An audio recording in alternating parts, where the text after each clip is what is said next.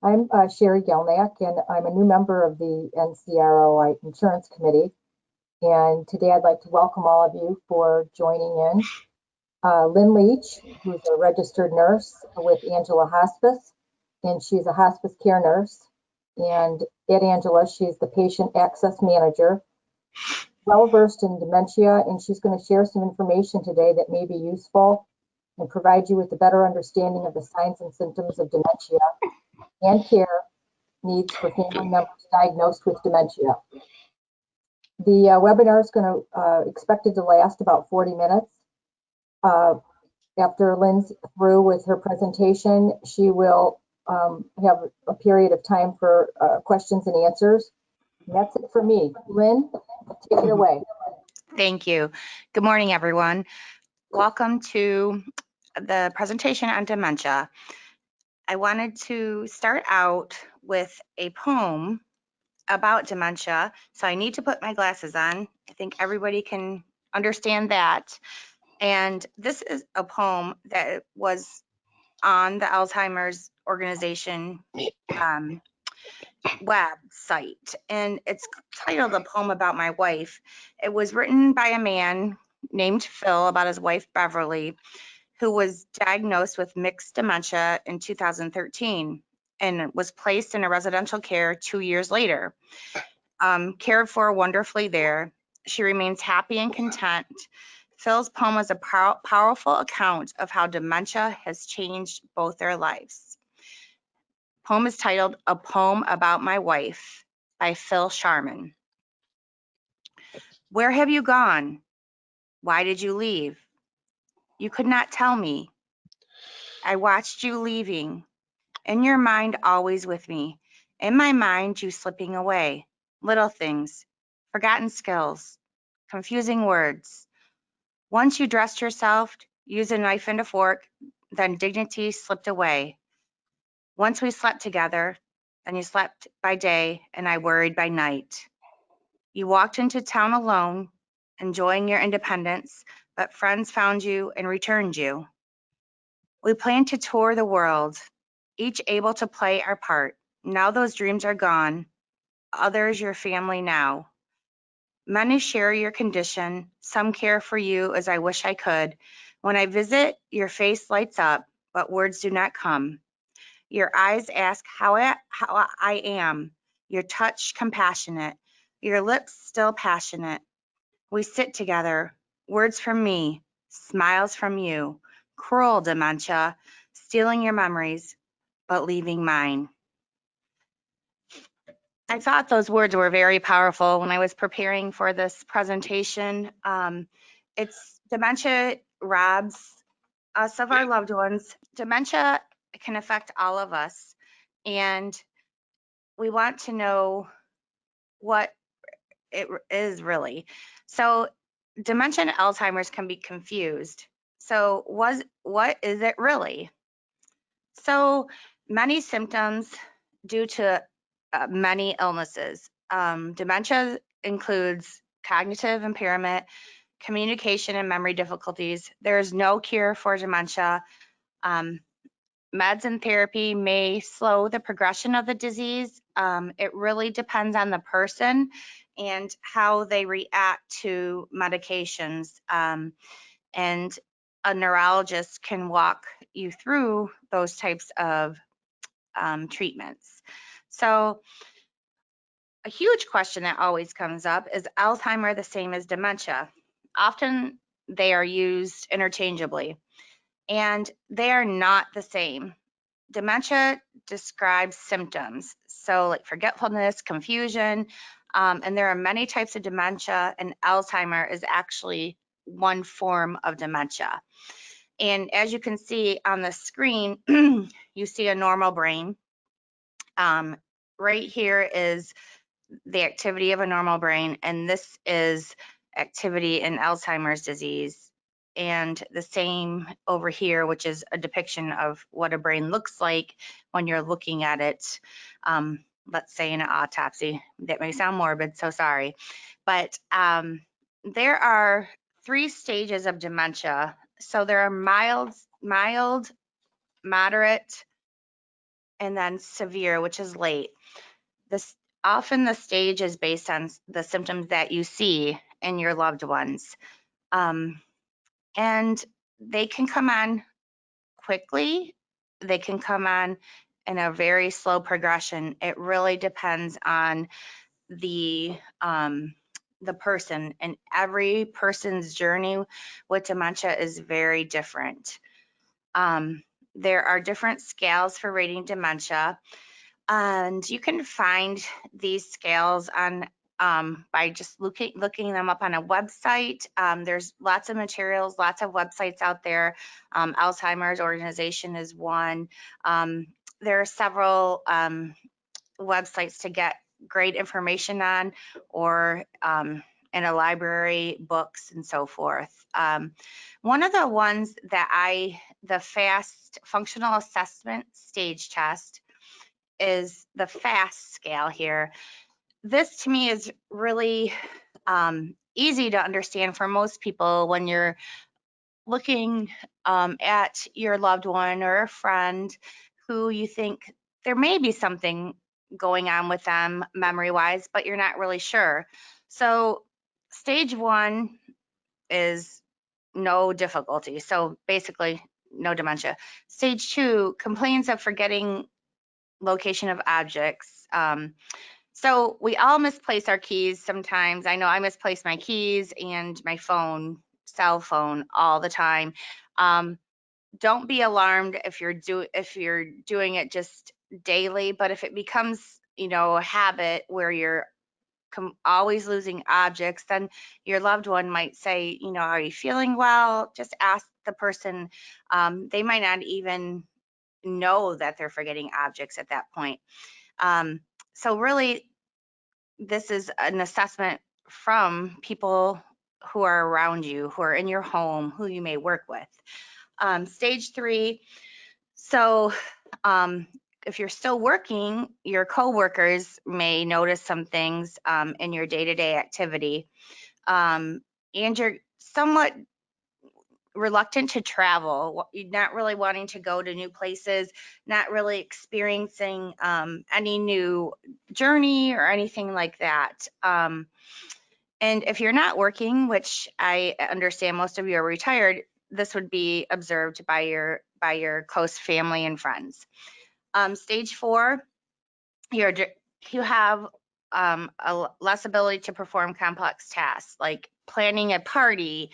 If you always host Thanksgiving or Christmas or any type of holiday in the summer, and you're really feeling stressed out and you really can't function, and this is something you normally do, then that is something for people around you to take note of. And with your finances, you might have trouble looking at the numbers or understanding what they mean. So this is going to be very noticeable to people around you because you have a change in personality. You're not really acting like yourself. And stage 5, so this is when we call the person may need assistance with daily living activities. ADLs, we call them, assistance with daily living activities. So you require assistance in choosing the right clothing to wear, and you might put on the wrong clothes. Like normally you're always matching and you have matching socks and everything you're put together, but now if you're trying to put on something, it may not be that way. Which it can be frightening to people around you because it's not normal. However, if there's lots of support and assistance out there, you do have to seek it. It won't come to you, but it is there. Stage 6. So this is when you start to lose even more ability to dress yourself. You need assistance going to the bathroom and toileting.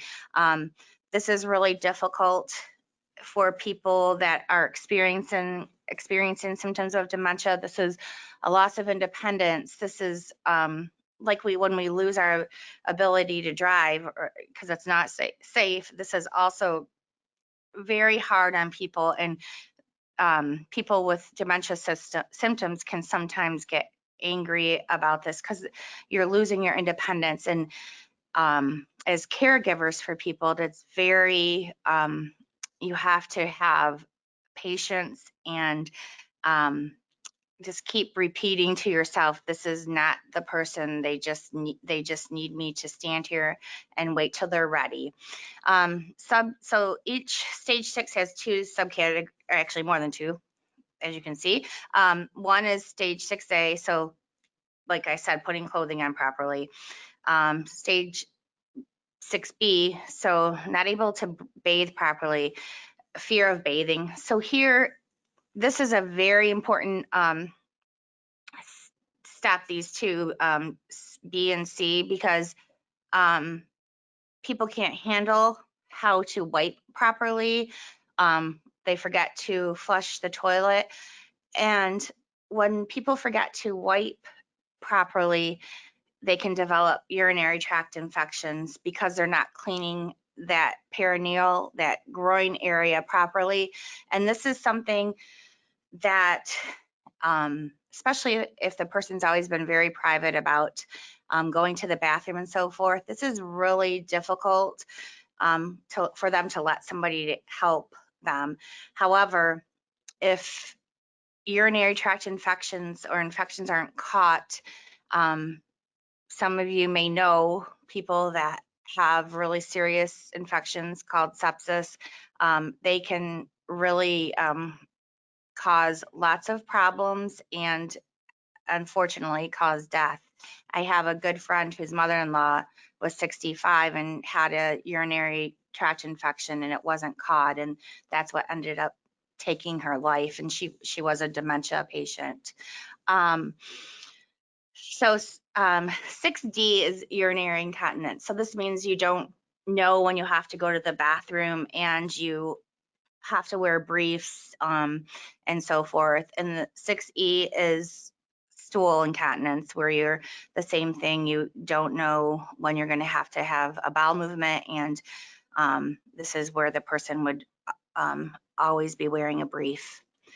So this stage 7 is when it gets definitely more increased. So stage 7, loss of speech, sometimes no motion at all, they're bedbound, in and out, sleeping all day, 7A, may speak a limited words. So this stage is definitely one of the last stages of this disease. 7B, all intelligible vocabulary loss. You may have experience with some people, they just like have a moan or something of that nature that is sometimes can be scary because they sometimes may have even like a scream and so forth. Just, again, you have to have patience, or this is probably a stage where somebody may be placed if they aren't able to be cared for safely in the home. By 7C, non-ambulatory, bedbound. 7D, aren't able to sit up in bed. They have to usually have a hospital bed to be able to be propped up. 7E, unable to smile. So in these stages here, the loss of swallow may become into, and it's not safe to feed people. You have to really pay attention to, are they starting to choke even when they drink water and so forth. And by the time they get to 7F, they can't hold their head up. So it's definitely not safe to try to feed somebody at that point. So as I said a little bit earlier when we were talking about urinary incontinence, here's the UTI, pressure ulcers. So when a patient is in bed for a prolonged period of time, some of you may have experience with this. You develop, you're laying on your elbows in the bed or on your hip or a coccyx area where you're always in the bed. This is a pressure ulcer. This is something that turning a patient every 2 hours you can prevent. Dysphagia is trouble swallowing, like I had spoke about. a few minutes ago that you just have to pay attention to the swallow, and if they're safely swallowing. What happens if they're not? It's this aspiration pneumonia, and they aren't able to swallow properly, so some fluids or food aspirate into the lungs and cause bacteria and a bad pneumonia. And a lot of these are related to Alzheimer's, which support eligibility for hospice care. We care for several dementia patients out in the community mostly. When patients come to our care center, they are mostly in this later stage of dementia where they have trouble with swallowing and eating and so forth. And so you're asking, what's the progression of this disease? Again, everybody is different. First is the mild, where the person can still function. Excuse me. I think I need a drink of water. Apologize there. Can still be independent.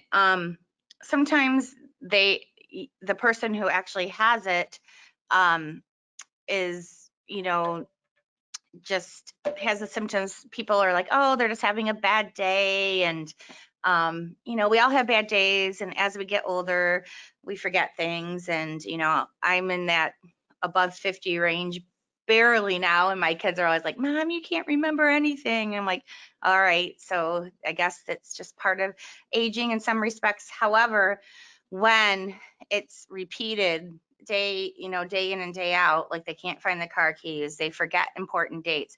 Forgetting important dates is, I think, a huge thing for people, because most people remember birthdays of all their loved ones and their grandkids or their children, or a really big social event. If that's forgotten and somebody misses it and it starts to be a pattern, then this is definitely when you want to speak to your primary doctor and they refer you to a neurologist, or if you can go directly to a neurologist, you could do that too.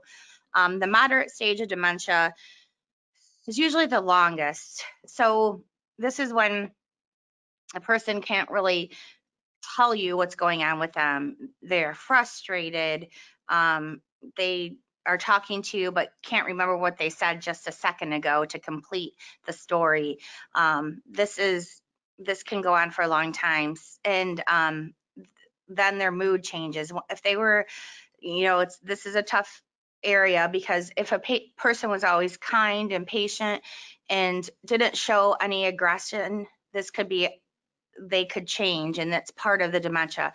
It's something that they can't control. And sometimes they have a loss of inhibitions, which they can be more they could be sexually aggressive. They could touch somebody inappropriately.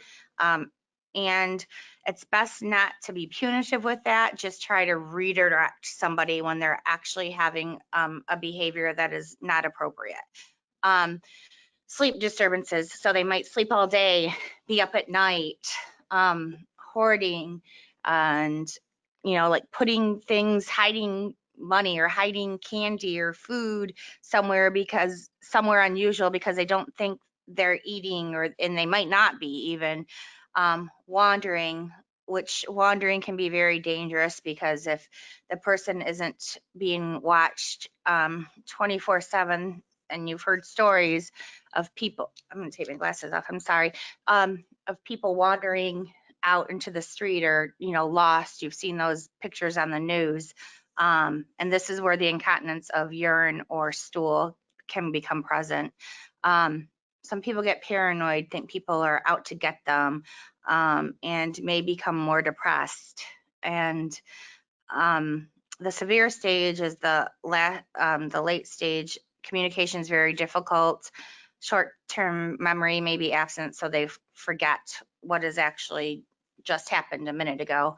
The advanced dementia, and this is, very difficult for family when somebody can't recognize them. And it does occur, and there are support groups and counseling groups out for families and friends to go to be supported when they have a patient who has dementia.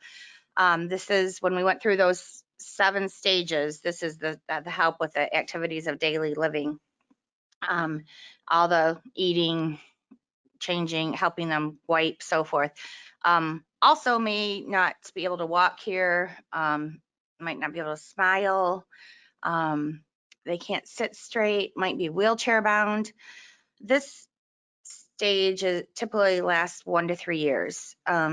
So they're not usually in the advanced stage for too long a period of time, because they may lose the ability to swallow, which they would not be able to eat. And each that is dealt with on an individual basis and family decision of what to do to help that. Some facts about Alzheimer's. So there are 16.1 unpaid caregivers for loved ones, which means people are caring for dementia patients in their home, their family, friends that aren't being paid. And being a caregiver, as some of you may already have been, maybe now, is very taxing, but this is what we do to help our loved ones. However, this right here, hiring paid caregivers to provide care in the home or supplement care if it's safe to still provide care in the home. Like we had said earlier, there are some aggression associated with dementia. So depending on how safe it is to keep your patient at home, your person at home, this is, you could hire paid caregivers to come in. There are several paid caregiver agencies out there. We can talk a little bit more about that at the end of the session if you have questions. Caregiver burnout is very serious. So you've always all have heard the old adage, if you don't take care of yourself, you can't take care of anybody else. So this is extremely important with patients with dementia, because it becomes, after their symptoms are in the moderate stage, it becomes a full-time job. You have to have 24 hours watching this person. I don't mean to overwhelm or scare anybody, but it just is, they have to be watched when they hit that stage, and you have to have assistance. Alzheimer's disease commonly affects older people. However, people in their 30s and 40s, it can happen too.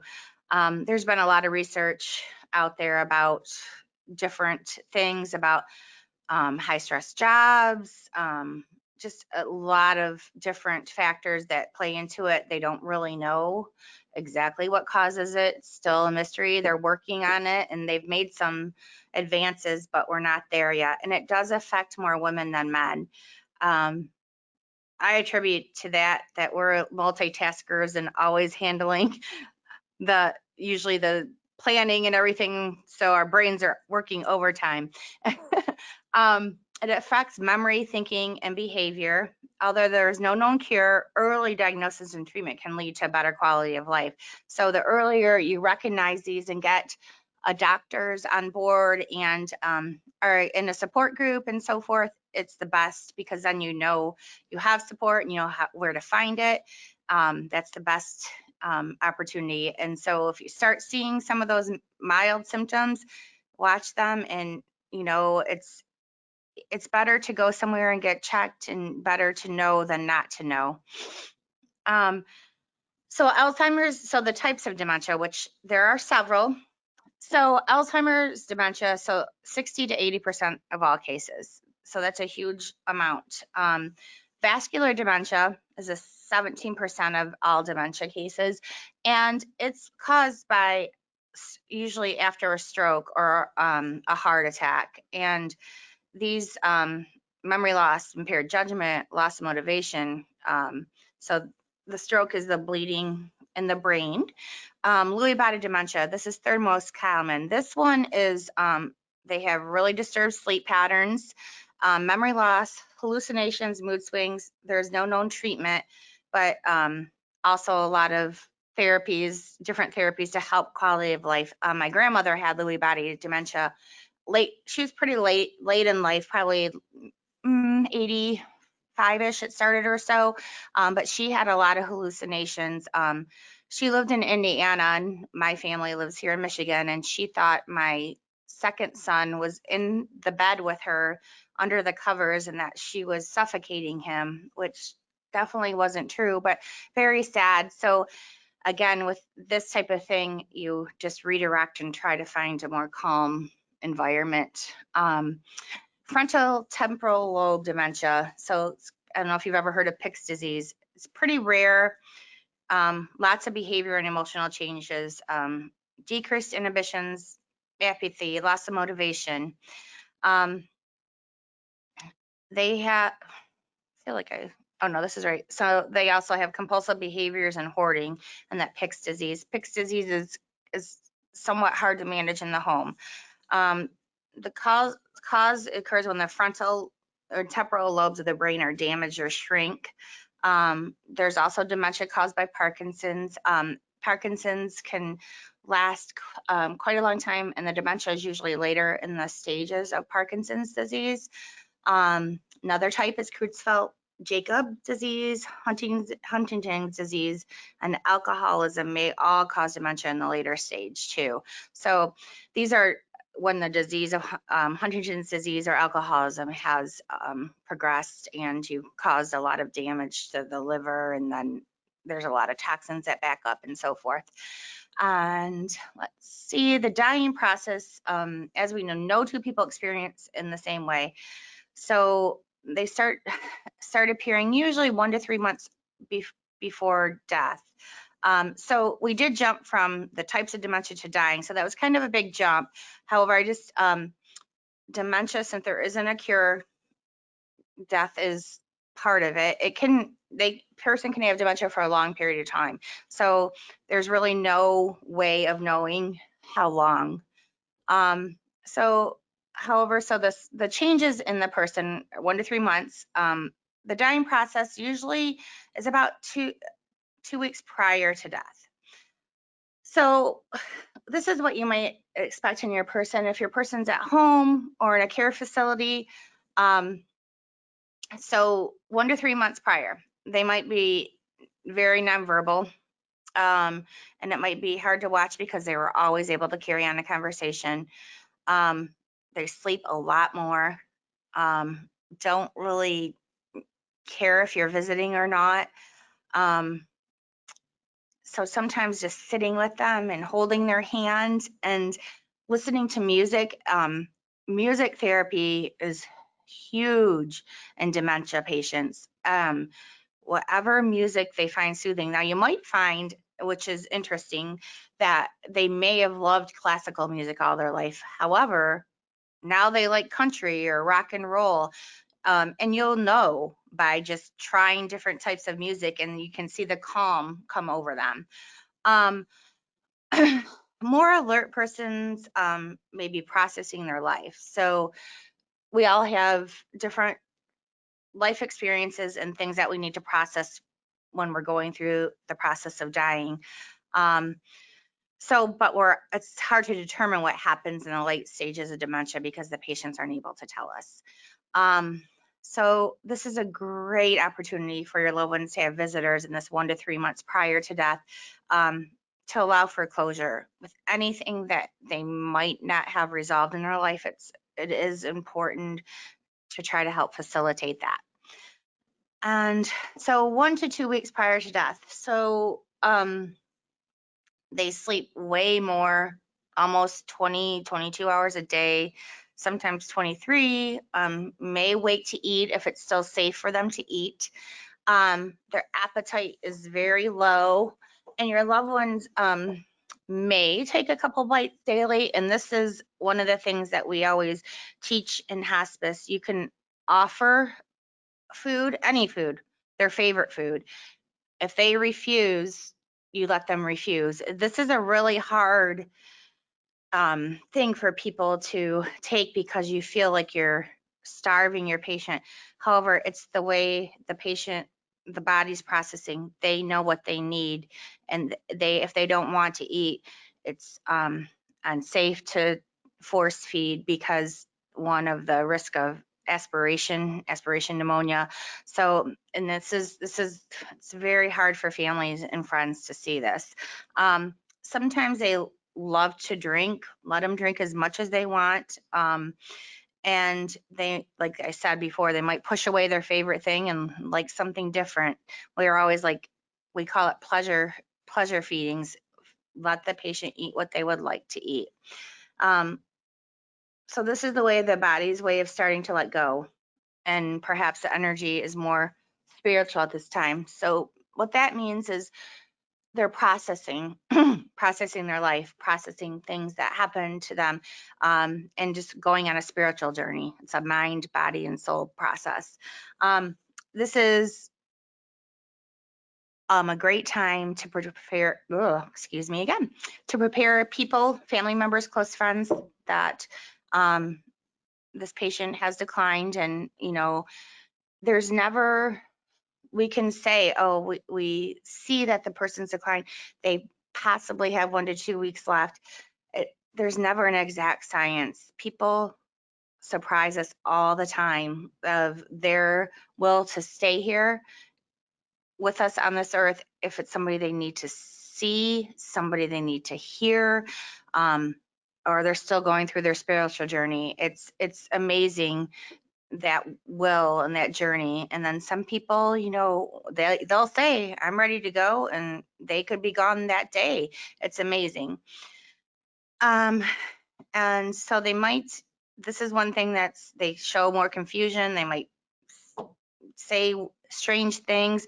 They see, I believe this, you may not, which is totally fine. We all have the right to believe this. They see people that have gone before them. I really believe that. I've had several elderly patients that have said, I see my mom and she's waiting for me. And it does happen.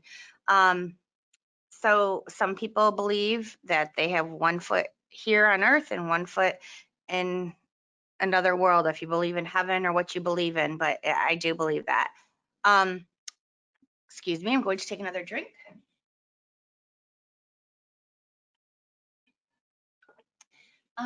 They may show some agitation here, agitated movements. We use medications to help address that, to keep them safe. We don't want them trying to, when they've been in bed for a long period of time, try to get out of the bed, fall and fracture a bone. It's very painful. So we usually use some medications to help them remain calm. They pick at clothes, they pick at their hair, anything sometimes, and everybody is different, so this might not happen to everybody. They might show some physical signs and deterioration. Their vital signs, they might have really low blood pressure, which is usually common. Temperature fluctuation. We call it a terminal fever, and that does happen to a lot of people. Not eating and not wanting to drink at all. And some more information about 2 weeks prior to death. No need to argue with them. If they see something, let them see it. It's not going to hurt anything. You might want to start saying your goodbyes. They might be more quieter than usual. They're reflecting on life. They might not be talking at all. Desire to look at old photographs. We always say bring in pictures that make them happy. Of course, it's usually loved ones. Tell stories, memories of favorite trips, so forth. They might tell you that they know this is happening. They might know that they're experiencing, ready to move on. They might wait until certain milestones. I've seen people wait for weddings of grandchildren or their anniversary, or they want to be here for their next birthday. They do hold on. You want to give them, say things that you want them to hear. You might need to forgive people, so they know that they've been forgiven, for them to move on.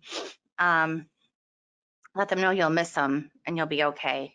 As hard as that is, but death is part of life, and it's difficult, but we all can get through it. Please remember, there are different hospice agency that have bereavement programs to help you. We definitely, Angela, have that here. We have, even if your patient was not a patient of Angela Hospice, we offer bereavement services to anybody in the community. These are days or hours. Person is not talking at all. May sometimes this happens, they have a little burst of energy and family and friends are like, oh, they're getting better, they're gonna blah, blah, blah. They might have a little rebound. Generally, it doesn't last long, maybe a day. This is vital signs change, blood pressure low, heart rate gets high, respirations, breathing changes, apnea, which they stop breathing for short periods of time, like they're holding their breath, and that can be scary, and it can last for 30 seconds, which seems super long. Eyes somewhat opened, half opened. They might be staring with their eyes open. Could be very restless because they can't get comfortable. They might be really still. Just depends on how they're processing their journey. So even though they haven't been drinking or eating, they still might have some urine. It could be dark in color and decrease in output. Dark in color is because the kidneys are starting to fail. They might not have any bowel movements because their intake is so minimal, or may have incontinence of stool. Skin can be kind of purplish blue, kind of on the knees and the feet. Earlobes can maybe cool to touch or very feverish. Everybody's different here. So respirations can be very fast or very slow. They might have a death rattle. Not everybody does this. Sometimes you see this in the movies and so forth, but turning to the left side does help. The heart's on that side, a lot of circulation. It does help some people. We just try different positions to help diminish that. We might use some medications in hospice. They might be breathing with their mouth open. Oral care is important because they're not drinking a lot, so it gets dry and it can get infected. So keeping their mouth moist with, like, we have little swabs we use. One of the huge things, and I'm sure all of you have heard this, that they can hear you till the very, very end. The sight might not be there, but you can tell if they can see. But if you put something in their face, if they're not, we call it tracking. Like if they're not tracking somebody or a person, then you know they can't really see well. But the hearing, so talking to them, music, I think it speaks to the soul. And if they want to talk still, let them just talk. They may not. A lot of people aren't because they're not able to. It takes a lot of energy to talk. But just sit with them and listen to music or tell them stories about awesome times. If they have pets, let their pets come say goodbye. At our hospice, we let that happen. So I think it's super important. And so minutes to death, increased apnea, which means the stopping breathing. They have guppy-like breathing, like they look like a little fish. They might be very different, rapid. Or they might take one final deep breath and be done, or they just go very slow and it's really subtle. It's definitely not like in the movies. We have all these movies to show us about death, but they might say thank you or smile or I love you. And it's just out of the blue because they really haven't talked for a couple of days, and that's a precious gift to hear that. And like I said, excellent time to tell them that how much you love them and that you're going to be okay. You will find the strength and support to get through this. This is just our Felician core values here at Angela. We have respect for human dignity, compassion, transformation, solidarity with the poor, and justice and peace. I want to thank all of you for listening to me today. Keep me in your thoughts. I'm going to be traveling to Texas tomorrow. My uncle is in hospice there at another hospice, which I'm interested to go check out in Texas. And I'm excited to see him, even if he can only hear me. So thank you again for your time. And I'm here to answer questions. So the question is, what are the main factors to consider when choosing hospice care? First of all, the patient has to be hospice eligible, which is eligibility is determined by a physician. So if you have a close physician, you can talk to them about it. You can always call Angela Hospice and make an inquiry. We can have a social worker or a patient family liaison speak to you if you think your patient is hospice appropriate. And it's, it is a process, but we have people here to talk to you about that process too. And all hospices have that available to people. I'm okay with a copy of the PowerPoint. I'm not sure if I have to get an okay to do that, but I can let Dale know. And if Dale, whoever requests that, I'll find out for sure from upper management, okay? To send out a copy of the PowerPoint. Oh, I can't. Does that say, oh, okay. Where's Angela Hospice located? Angela Hospice, our inpatient facility, is a 32-bed facility in Livonia. It's more of a shorter term length of stay for patients, not like a long-term facility like a nursing home may be. Most of our patients are out in the homes or actually at other facilities that we care for. We have a census of around 300 people, and so about 270 are out in the homes or other or in other facilities.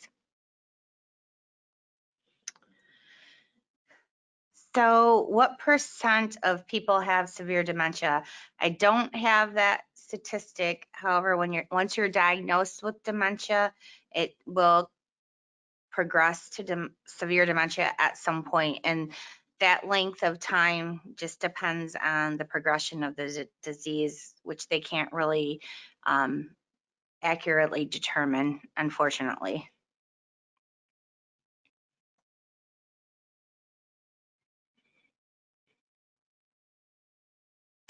So one of the questions is, can I speak more about dementia associated with Parkinson's? So Parkinson's is a longer term disease, and as it progresses, it does affect the patient neurologically, which causes cognitive memory impairments and with Parkinson's. So once it's Parkinson's dementia, it's similar.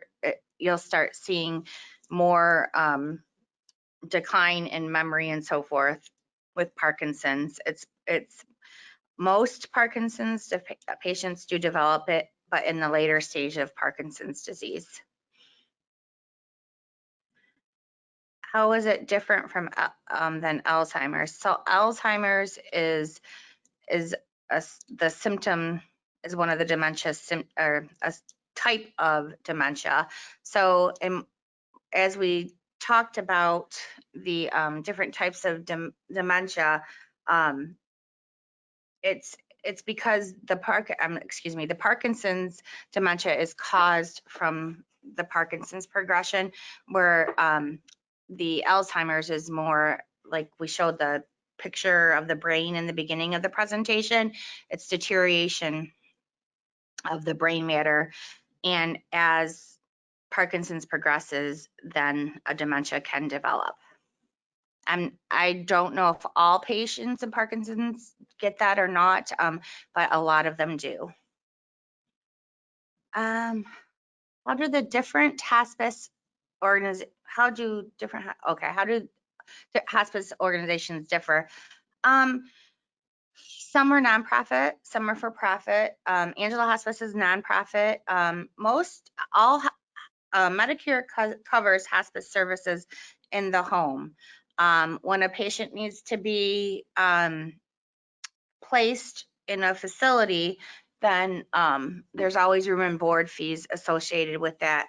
But the Medicare covers like the medical equipment, nursing services, health aides, home health aides, and so forth. So that is a hospice benefit, and most insurances do have a hospice benefit. However, most insurances do not cover room and board cost. What is unique about Angela? Oh, there's so many things unique about Angela. We are a faith-based organization. We welcome all faiths, all different spiritual journeys. The people that work here have a heart for hospice and want to help people through their end of life journey. We go above and beyond. We do some final wishes to try to make, we've taken people, their final wishes to go to the casino. Their nurse and patient went to the casino just a couple weeks ago. Somebody wanted to go drive through the apple orchard, and we arranged an ambulance to take them to the apple orchard to get cider and donuts there. So we have a dedicated staff that really reach out to our CEO and our upper leadership to make things happen. If a family and patient want it to happen, are we able to do offer or fulfill every request? No, but we try our best to get close to it. There was another one here. Does diet change dementia?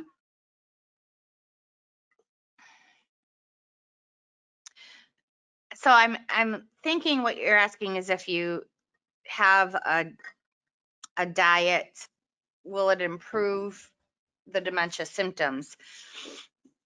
Some doctors believe it does. I think it depends on who is following the patient, what diet they recommend.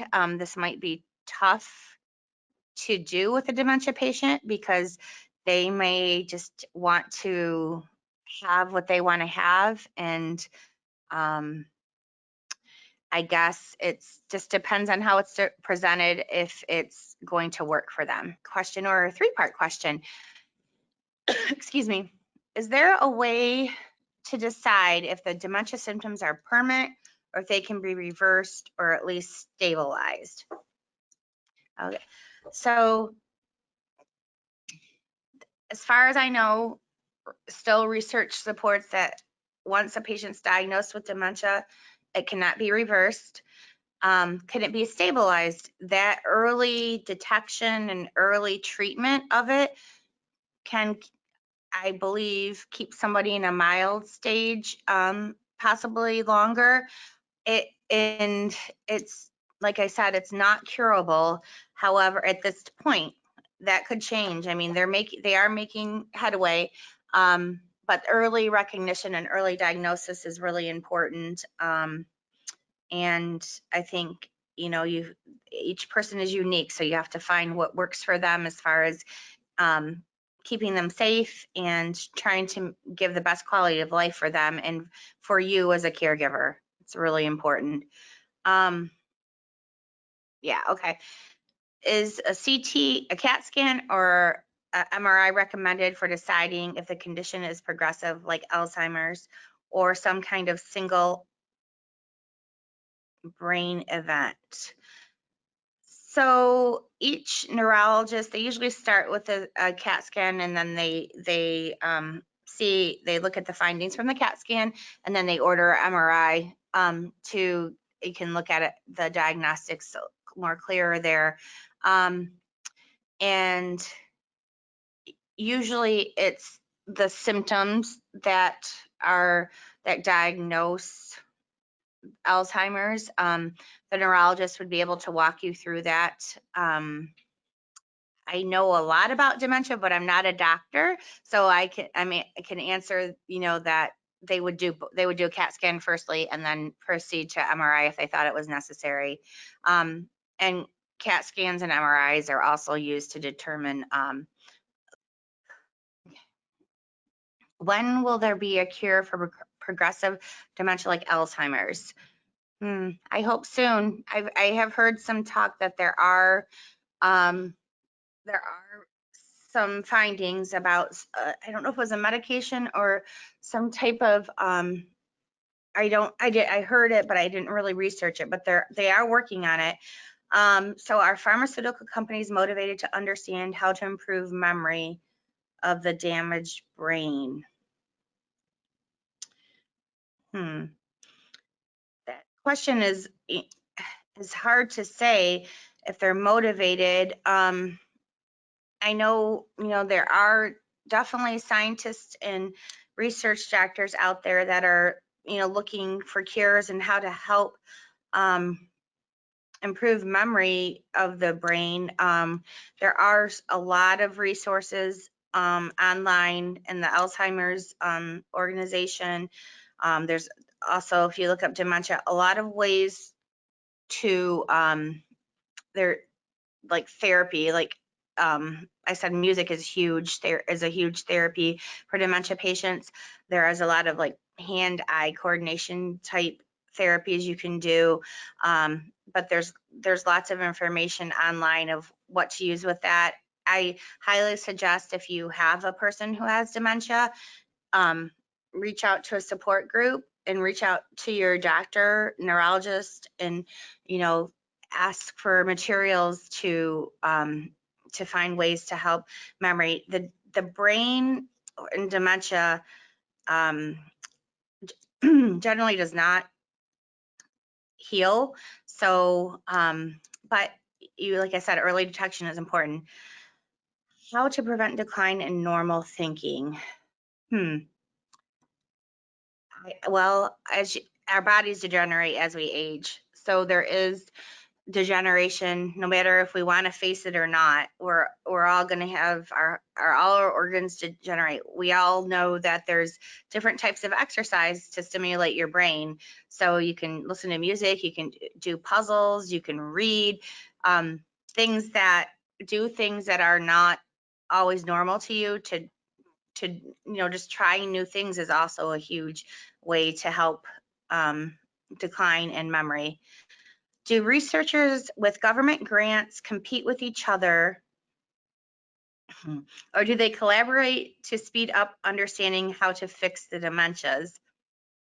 I can't speak to that really personally, but I always believe there's competition in any area of science and medicine of who's going to find something quicker. I would hope not. My philosophy is, if we're all trying to work for the common good, then why don't we work together? And who really cares who comes up with it first? But unfortunately, not everybody has that mentalities, but we can pray for that.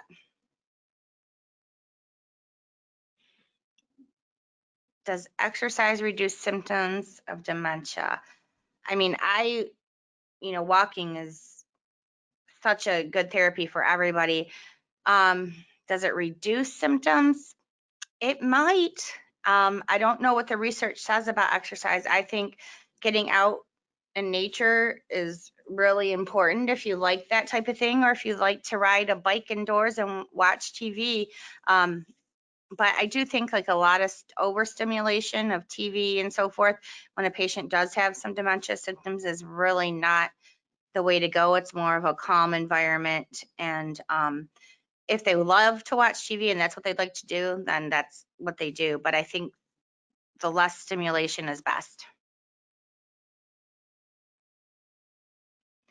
Is the dying process similar for non-dementia patients? Yes, it's similar. Like I had said, every patient's unique. So, but it is similar. Those last 1 to 3 months to a couple weeks, yes. What portion of our population is likely to develop dementia? Oh, I don't know that. I don't know that percentage. I know that I think back before we had the term dementia, it was everybody, people were senile, before they started testing for dementia. So I really believe that over time, like when we thought people were senile, that dementia kind of took the place of that, because it could be diagnosed by CAT scan and MRI, and they knew what it was. So it's like the advancement in medicine to determine what a disease is.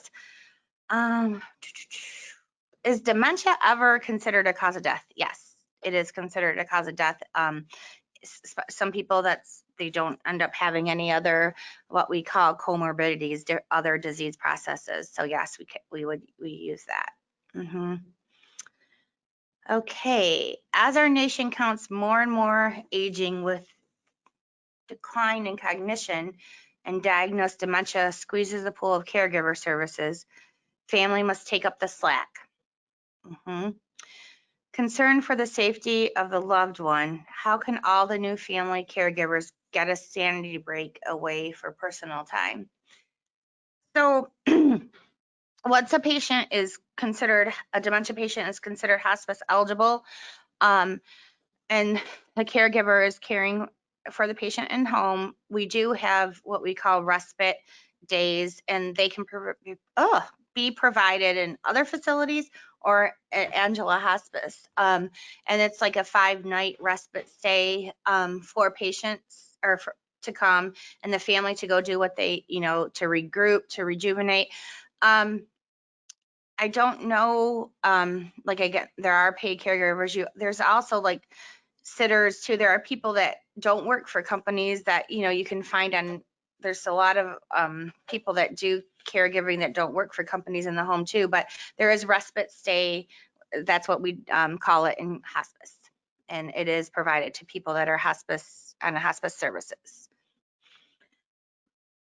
As dementia victims wish to remain in their home, can technological ideas effectively complement caregiving or online surveillance between family visits to the home? I'm not really sure. I'm trying to see. Let me read this again.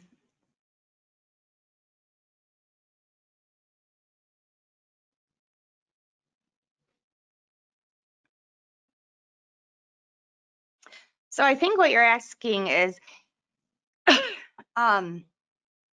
that if a person is in their home, can they be monitored by like surveillance from afar?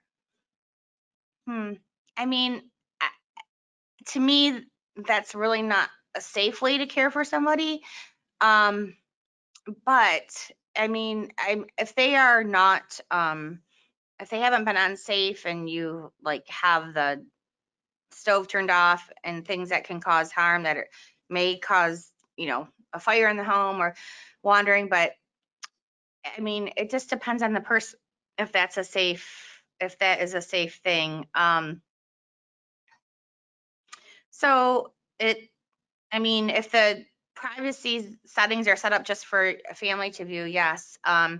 So what would happen, depending on if you had an outside agency coming to visit your family, as clinicians and so forth, we are responsible to make sure a patient is safe in the home if we are visiting patients. So if we thought somebody was left alone too long or that a camera was not providing adequate care, we would speak to the family about that and talk to that. And we have an obligation to report to Adult Protective Services if we thought somebody was unsafe and not being cared for properly. So, I mean, as clinicians, we work with the family and, the social work, we have social work team. We work with families to come up with the best plan of care together for that patient. Okay, so if the victim remains alone at home and likes to wander away from home, can a sensor on the doorways be connected to alert a remote caregiver? I would say probably yes with today's technology. Again, you really would have to assess the safety of that person being in the home alone. But yeah, I'm sure you can have just like you have a sensor if somebody comes into your garage or, opens your door. Yes. It's true that personal emergency response push buttons are ineffective for dementia victims. Yes, they are not effective. They are ineffective. Staying at home unsafe. Could a fall be detected to the kitchen or bedroom and be reported wirelessly to a caregiver in real time? Well, if you had video surveillance of that person, you could see it. But definitely push buttons, life alerts don't work because they might not remember to push that. So that's not a safe, effective way to do that. Can they remain home alone? Depends on the stage that they're in and what you're seeing. Mild stage, I would say most people, yes. Moderate, it would just depend on the person, and it's probably likely a no for the moderate. If the family caregiver lives in another part of the country, in another state, how can caregiving be managed long distance? Says my mom held the landline phone upside down so she couldn't hear me calling from 640 miles away. So you can't, unfortunately, you can't do caregiving from long distance. If this is a time where she would have to have hired paid caregivers in the home or be placed in a assisted living facility so she could be monitored. That's, yeah, if a patient has a cognitive impairment and lives alone and nobody's there to care for him that can come, that wouldn't be able to work. Okay, I'm ready for the next one.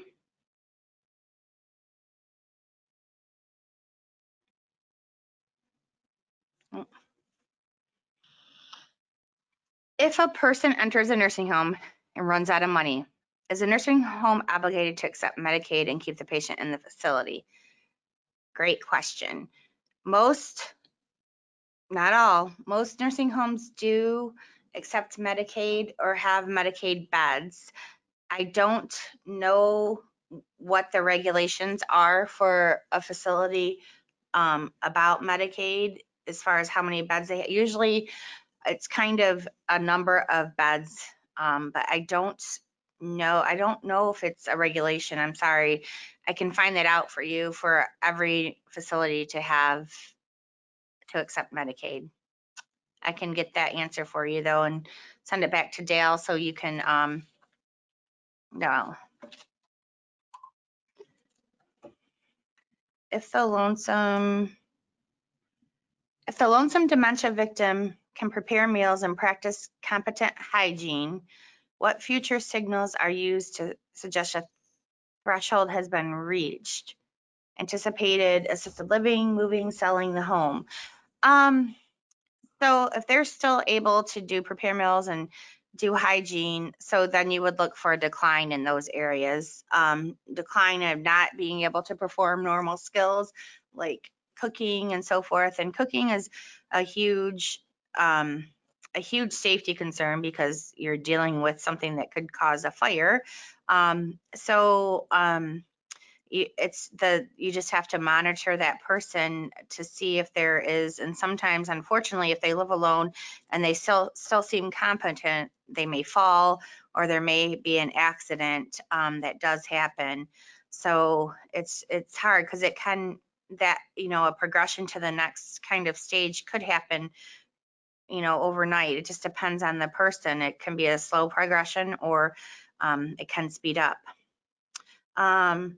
So it's just assessing the situation and to see if it's safe for them to, live at home. And then you move to assisted living and deciding about selling the family home, which is really difficult for a lot of people. I hope I answered everybody's question. I will find out about every facility needing to accept Medicaid. I don't know. I don't think they have to, but I'll find that out for sure and send that back to you, Dale or Cheryl, to forward that, okay? I think you're correct, Lynn, that I think so too. not all facilities will take Medicaid, but right. anytime you put someone into a nursing home, that's a definite question to ask is, Social worker, yep, for sure. And how do we apply for beds? Because you're right, they're limited. Yes, yep. Well, I wanted to thank everybody for listening to me today. I really enjoy talking about this topic, and I hope everybody stays safe and well and have happy holidays. It's been quite a year. Bye, Cheryl. Bye, Dale. Bye, everybody.